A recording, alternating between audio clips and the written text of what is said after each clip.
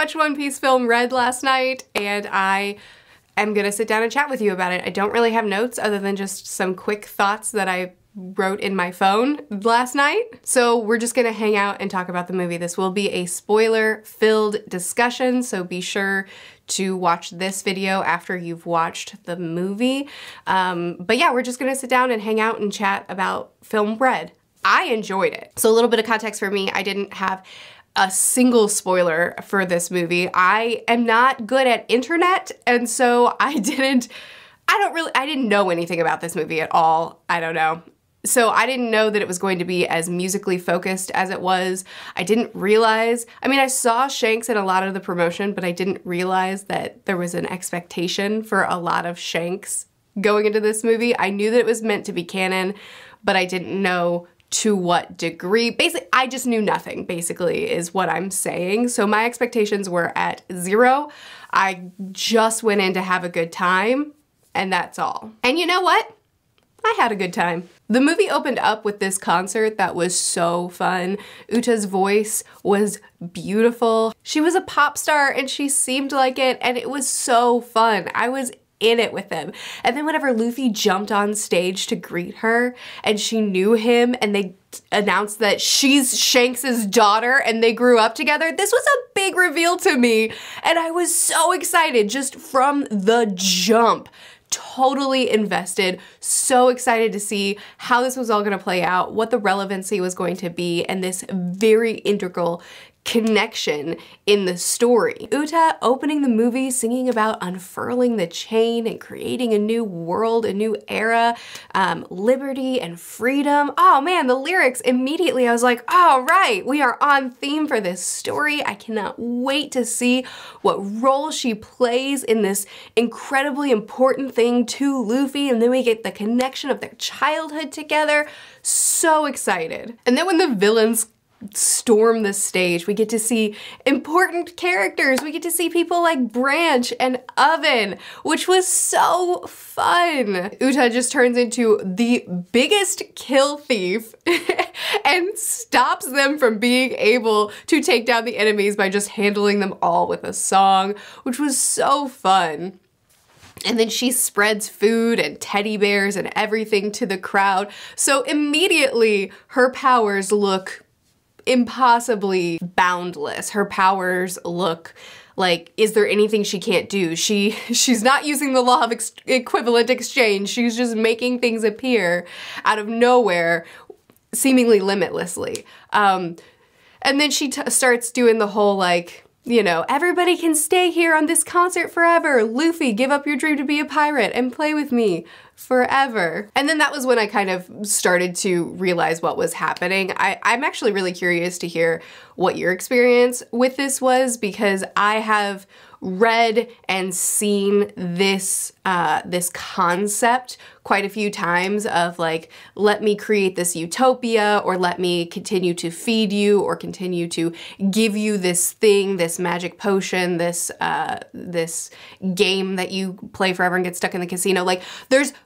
I've read and seen this story many, many times of you just kind of are fulfilled to the point that you don't realize how much time is passing, and you don't realize that your life is disappearing behind you because you're just stuck in this utopia, right? Sometimes it's done for nefarious purposes, sometimes it's done for, you know, the intention of good, but pretty quickly, as soon as she started just saying like, stay with me forever, I kind of realized what we were doing here. So I'm curious if that was really obvious for everybody, or if that kind of slow reveal of what was happening, it wasn't super slow, but it wasn't all up front. I wonder if that slow reveal was really effective for a lot of people, or if a lot of people were like, oh, we're doing that thing. Anyway, so Uta recreates a childhood game between her and Luffy. They have this competitive relationship between them. They have these chicken legs and the bull behind them, and she uses the same trick that she's always used on him since they were little kids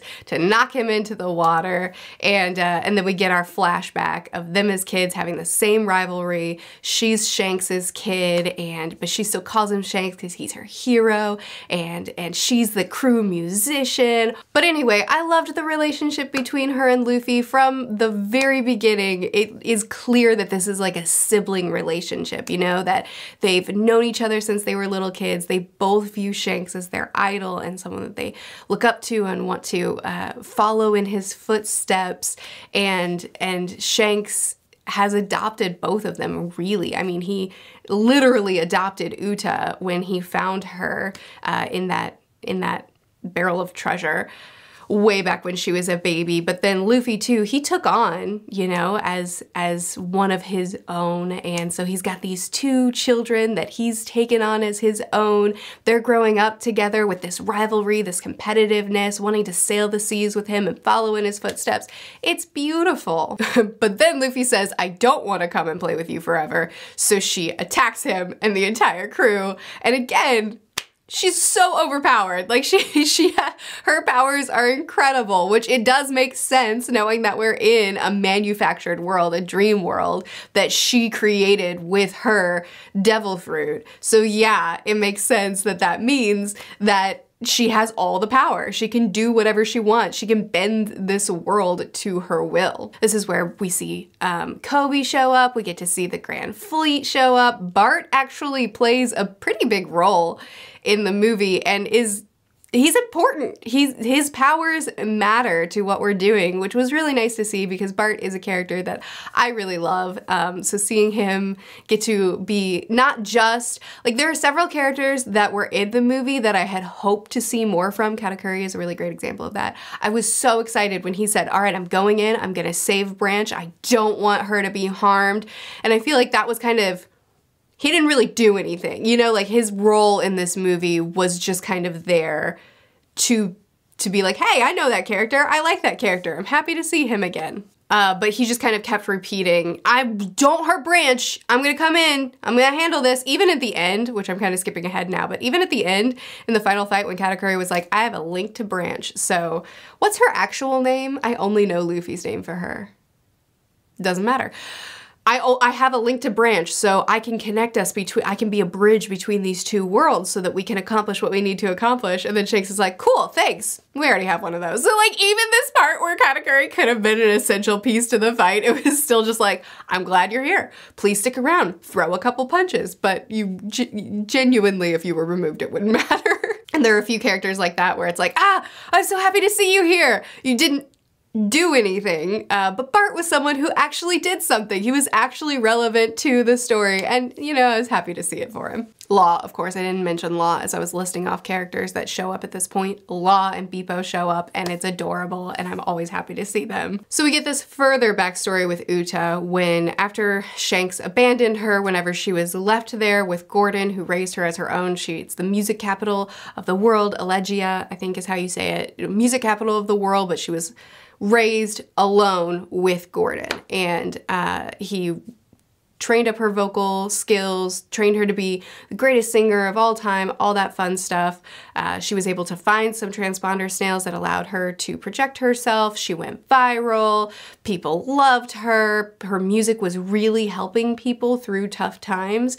And in response, she was seeing the state of the world, and it was really killing her. Here, Uta is someone who was raised in isolation, other than Gordon, who believed that she was abandoned by her father, who misses her essentially her brother, Luffy, who she was growing up alongside. And she's raised in this wasteland. And I have to wonder, now that I know the full story of what happened, and we saw this entire island that was burnt to a crisp, that was essentially destroyed, but we also saw bodies on bodies on bodies. And I don't know.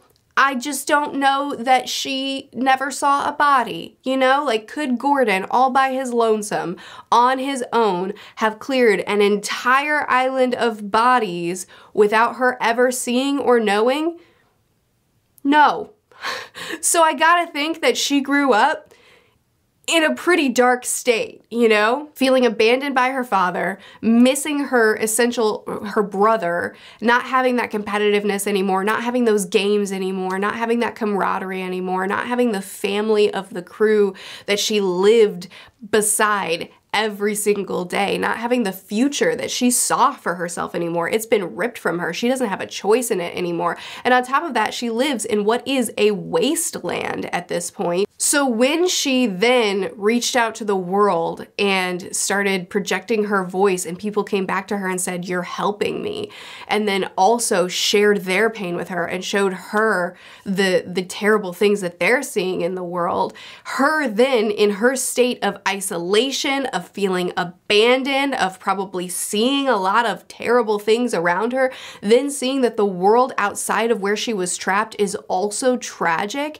and then her reacting to, I need to remove us all from this tragedy. I need to remove us all from this desolate world. Even if I leave this island, there's still pain, there's still suffering, there's still violence, there's still starvation. Like, if she believed that one day when I leave this island, I'll find a family, a home, I'll find a refuge, a better place, and then she connected with people all over the world and realized, no, I won't. Like, can you blame her in this very fragile state of this child with all of this emotional trauma that she's having to work through day by day with this man who, I believe Gordon was good to her, but at the end of the day, it's one single person, you know? Like, she's got so much emotional trauma on her already.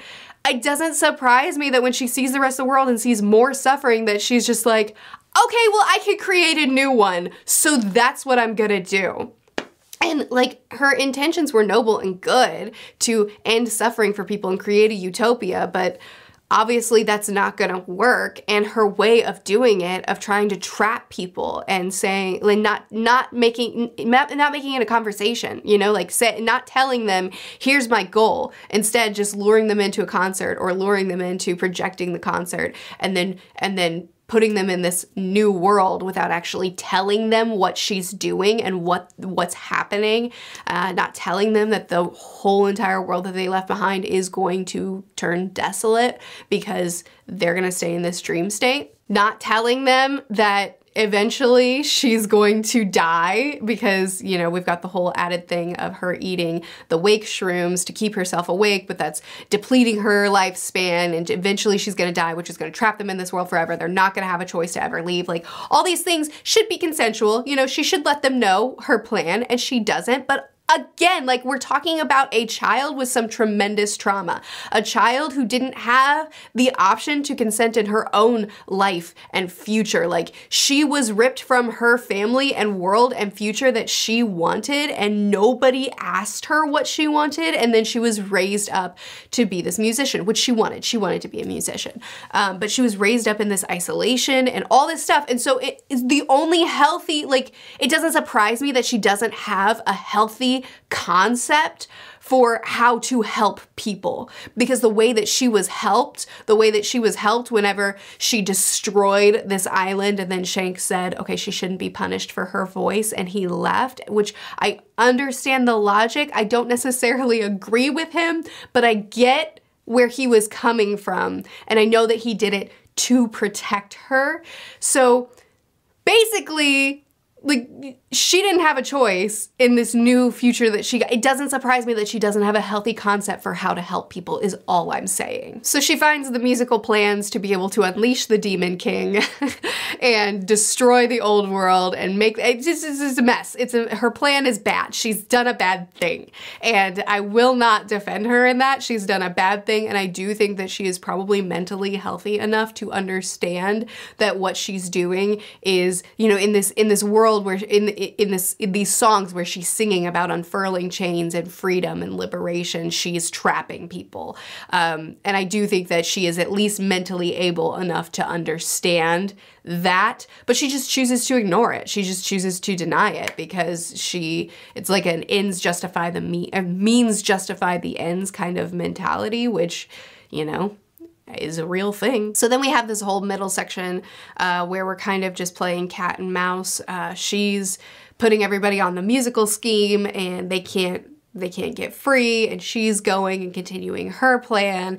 And we've got the Door Fruit of people, Kobe and the Door Fruit guy, popping in and out, trying to free people. We have Brooke, who can sing them free from their musical notes, which, I mean, cool, I guess, but Brooke is the secret star in everything. Like, I have become such a fangirl for Brooke.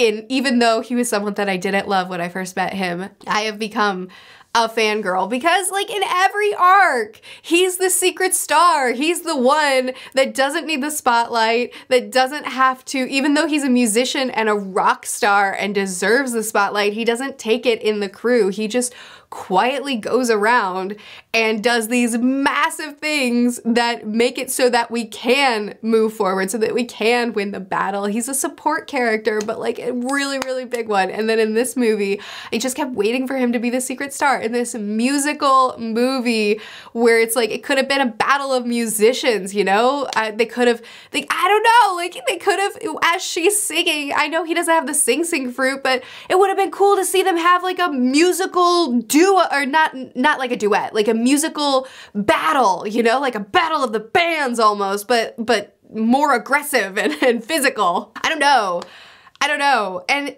you know, he could have like taken his soul out from his body and been able to be an essential part of the schematics in the middle section of the movie. Like, he could have been essential if he would have removed his soul from his body and gone wandering around and gained information. He could have been the reason that we learned more about the Sing fruit and learned the lore of that and the Demon King and like all that kind of thing. Like, he's the Soul King. He could have heard of the Demon King. I don't know.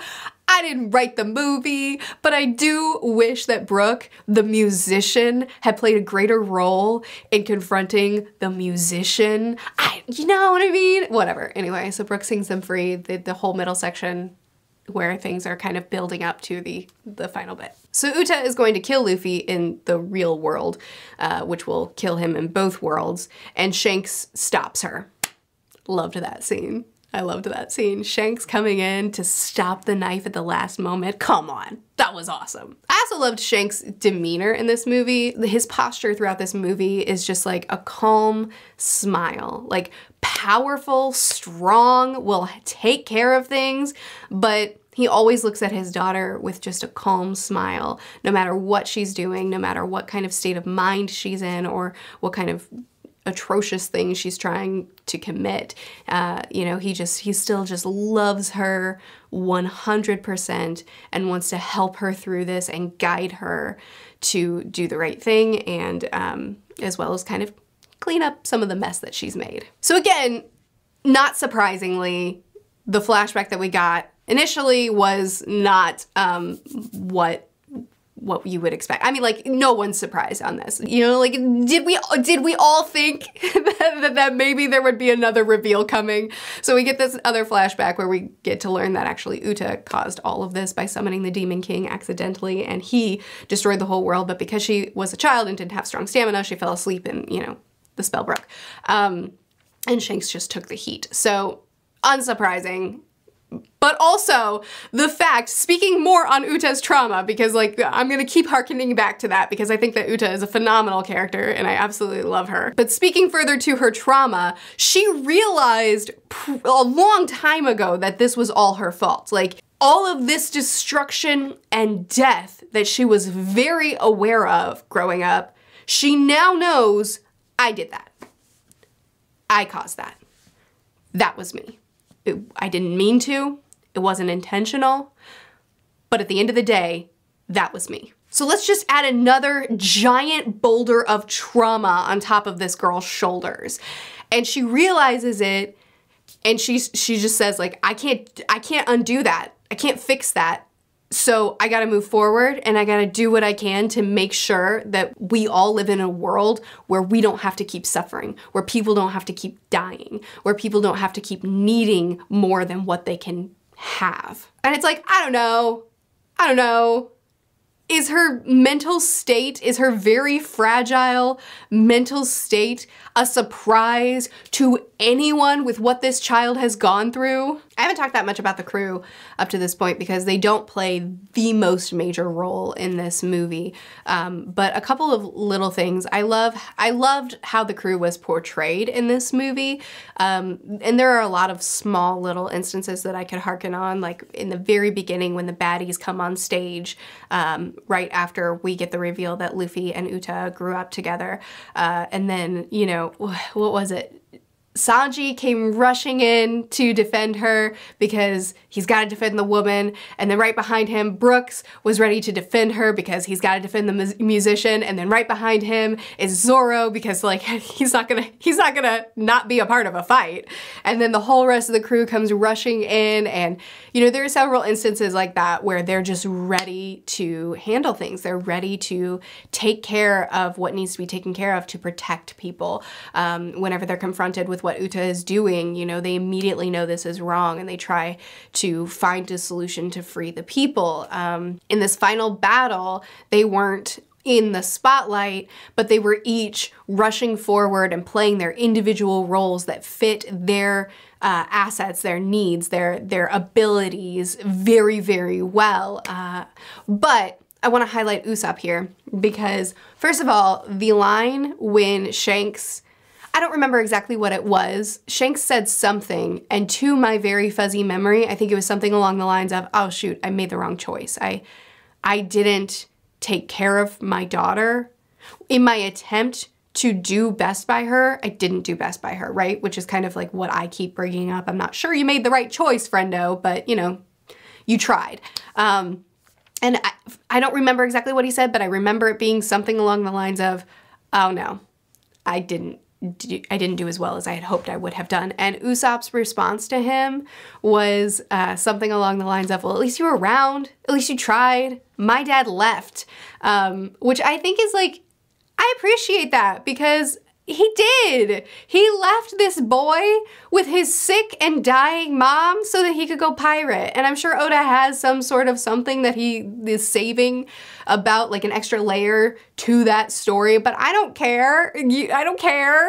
This poor child, you know? But then we didn't just leave it at that line. Then during the big battle, which was awesome.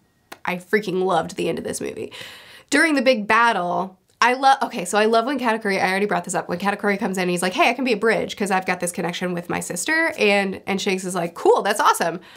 We don't need it, we've already got that, but like stick around, we want you to fight with us. And the we don't need it was because Usopp's dad, this whole time has been waiting for Usopp to connect with him. Like Shanks was, I love that they hadn't even connected yet. Yesop and Usopp hadn't even connected yet, but Shanks still had total confidence that this father and son would be the bridge. So he was like, awesome, thank you.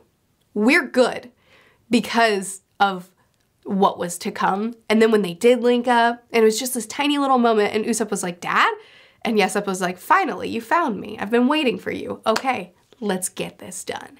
And then this father and son connection, this father and son bridge is what the entire crew depended on in order to be able to defeat the Demon King. Now, it didn't have to be because Katakuri and Branch were there. So like, we were okay. But I like that was the one. And then we get back and forth of them calling out, you know, what we're gonna take on the arm now, and then the leg, and then this, and the battle was incredible, seeing them all work together. I think that it's intentional and important that the red hair pirates and the straw hat pirates still are not fully connecting. I think that there is a distinct reason, and it is important to the story, that still Shanks and Luffy are missing each other. And there's a reason, and I would not have wanted them to have connected in this movie, because when that time comes, when these two do actually get to sit down and talk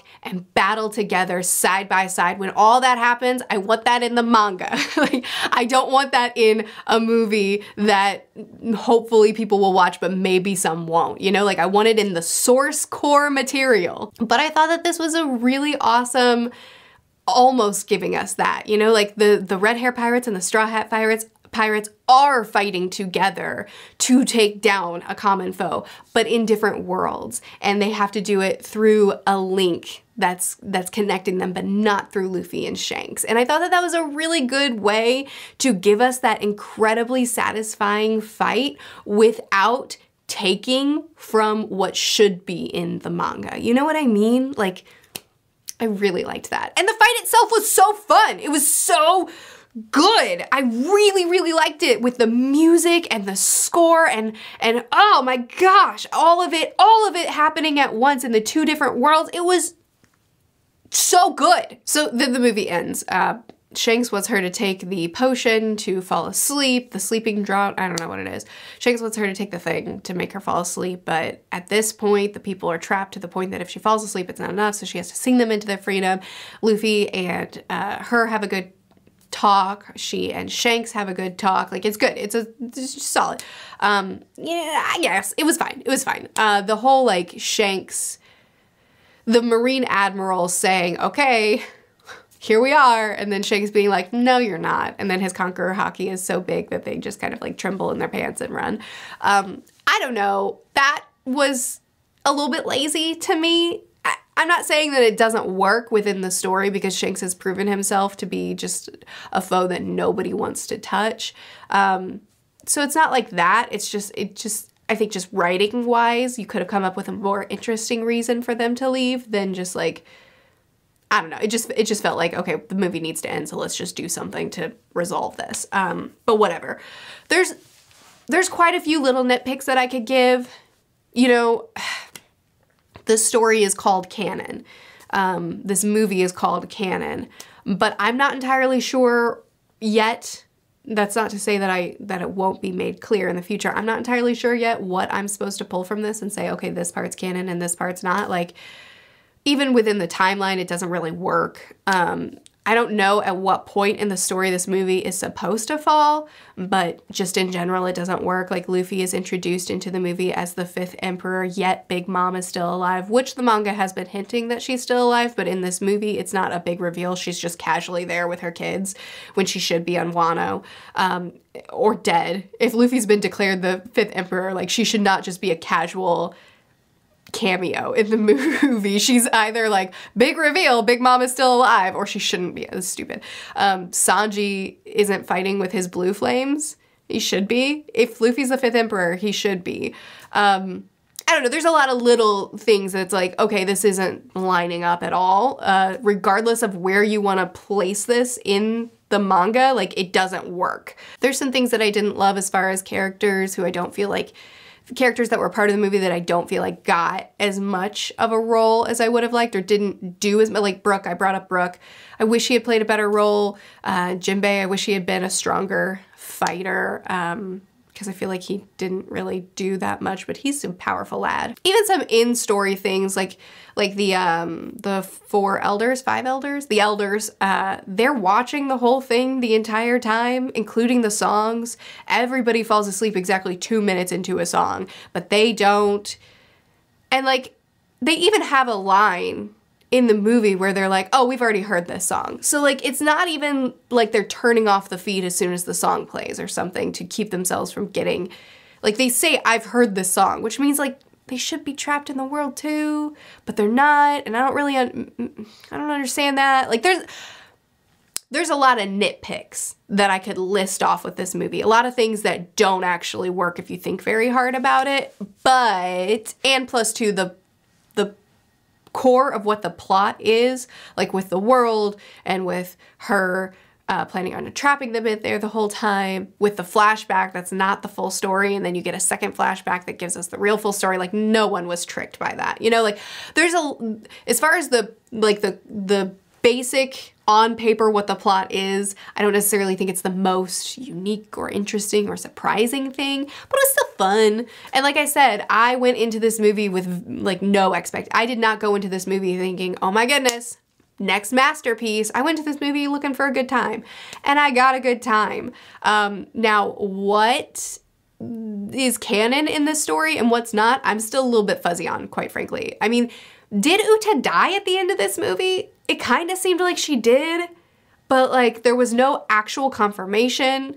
which if we're talking about Oda, you know, like that means nothing, nothing. So she could show up at any point and just be like, no, I'm fine. I just sailed off with Shanks. I'm their musician now. You know, like it could mean nothing. So I don't know. I'm not entirely sure what I'm supposed to take from this and say, okay, so now I have something added to the story. It was a very self-contained movie, which is important and good. Movies like this should be self-contained. We had a clear beginning of the arc. Uta made a mess. A clear ending of the arc. With Shanks' help, Uta cleaned up the mess.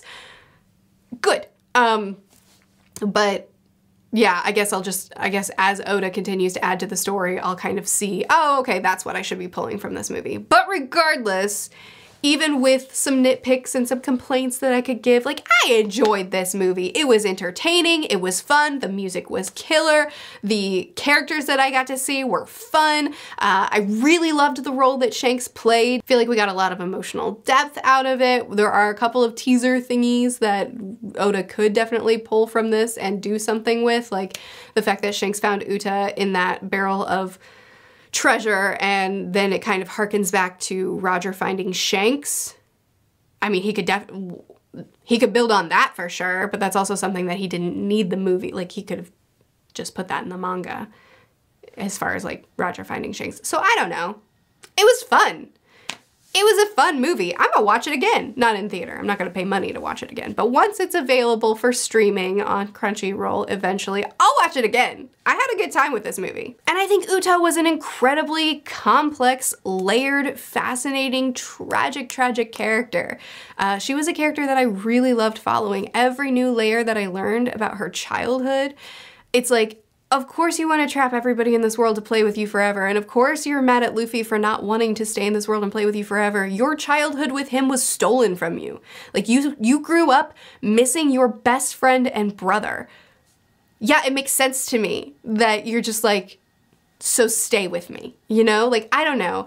I just think Uta was an amazing protagonist. She was a tragic story. And then add, on top of all that trauma, also add on to the layer of the fact that she was eating the wake shroom, which causes her to be even more unstable because she's so tired and because it's messing with her emotions. And like, I don't know, like, Uta's an awesome character. I just feel so bad for her because of all that she's experienced that's caused her to be in this very unhealthy mental state, trying to change the world for the better, trying to bring freedom and joy and happiness to the world, but having no concept on how to do it in a healthy and like good way. But like, can you blame her? I don't know. It was a great movie. I loved it. This has been plenty long, right? Okay, let's wrap it up. Let me know what you enjoyed or didn't enjoy about the movie. Let me know how you liked it. What did you think of Uta? I love her. I love her so much. Anyway, I post videos every Monday, Wednesday, and Friday on this channel, Tuesdays and Thursdays on the second channel, which is always linked in the description. I'll see you again soon. Bye.